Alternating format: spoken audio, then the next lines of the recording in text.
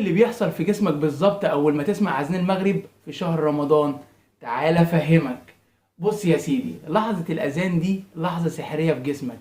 لما تسمع الاذان الجسم بيفضل في حالة انتظار، لان الجوع بيبدأ يتحول لطاقة وهرمونات زي الدوبامين والادرينالين بيبدأ يرتفع.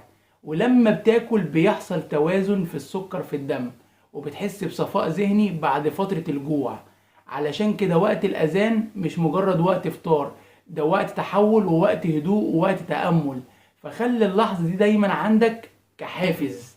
الخلاصة ومن الآخر، خد بالك دايما إن كل مرة بتسمع فيها الأذان في شهر رمضان انت مش بتسمع مجرد صوت، انت بتسمع فرصة. واسأل نفسك ايه القرار الصغير اللي ممكن ابدأه بعد اذان المغرب في شهر رمضان.